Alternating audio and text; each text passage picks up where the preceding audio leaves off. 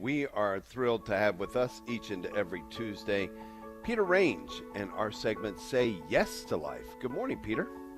Hey, good morning, team. It's great to be with you. I'm traveling down to Columbus, Ohio, actually, so I'm in the heart of the state, and I'm thinking about the heart of this pro-life movement, which is really the dignity of the human person, every single human person, made in the image and likeness of God. So that means each one of us here talking today on the morning show. And I want to get back to that in just a minute. But let me first return to kind of what's going on in the country and kind of some overall stories that are taking place right now in our nation, which I think are really important for us to kind of cover for 2026. So these are some stories that are going to pop up throughout the year that I want us to be paying attention to when it comes to this fight for life, particularly for the fight for the preborn here in the United States of America. So first, medication abortion. I think we're going to see a continued legal fight over mifepristone.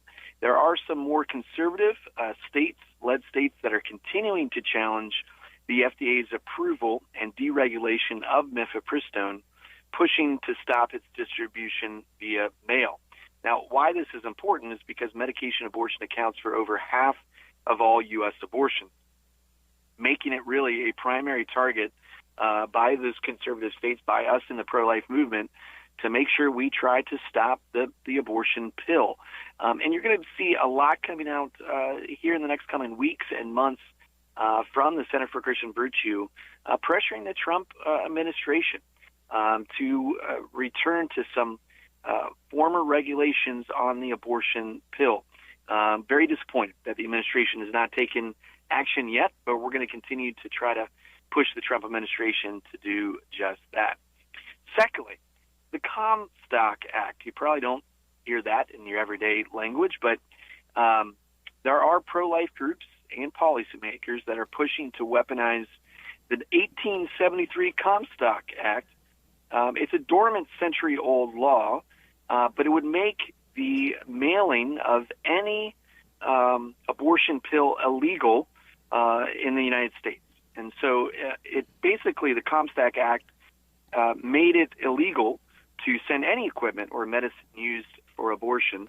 And the abortion pill, obviously, is being used for abortion. So there could be some legal battles upcoming over the Comstock Act. So pay attention there as well. Number 3, and this is really interesting to me because, again, it's going to get into some legal battles and quarrels, but these legal battles and quarrels could end up before the Supreme Court. And we need the Supreme Court ultimately to declare that the 14th Amendment believes, and as it was written, that the unborn child is in fact a person and is deserving of rights.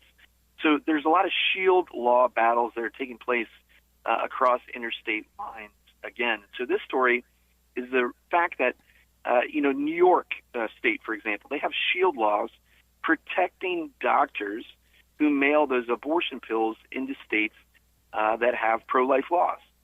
So Texas has begun legal action against out-of-state providers, and that's going to lead to a legal clash between the states. Now, again, why this is important? What's quite frankly creating a constitutional crisis over which states' laws apply, essentially moving the abortion war across state borders.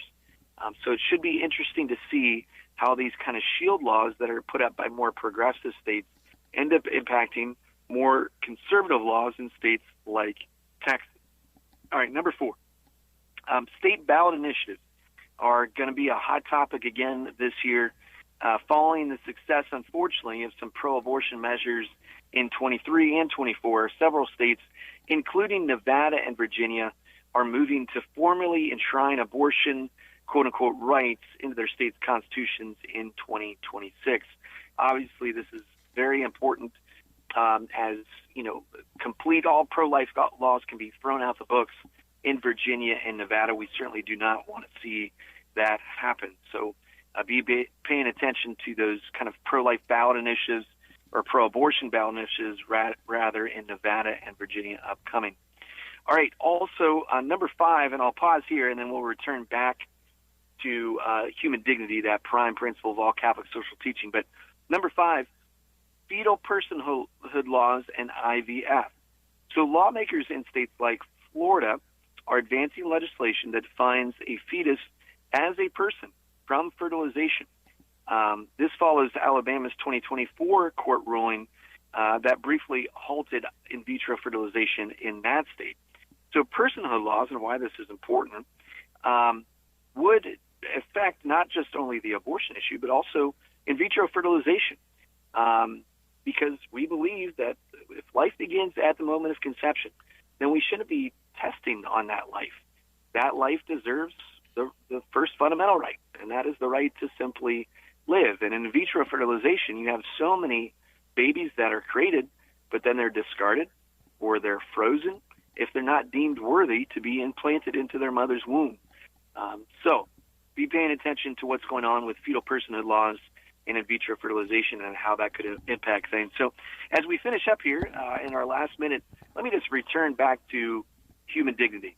And I want to challenge you today that every person you encounter today is not a mere mortal. C.S. Lewis said, every individual that we encounter has an immortal soul. And the Catechism tells us that each one of us is meant for eternal beatitude. And so treat everyone you encounter today with the dignity and respect that they deserve. And maybe pick 3 to 5 people today that you're going to reach out to and just affirm, to tell them that they are made in God's image and likeness, to tell them something good about themselves so that they can start to think positive and realize just how special and amazing that they are. So, folks, thanks so much for listening. I tremendously appreciate it. And you guys have a great rest of the show, and look forward to talking to you again next week as well. Thanks, Thanks, Peter, Pete. from the road. Love it.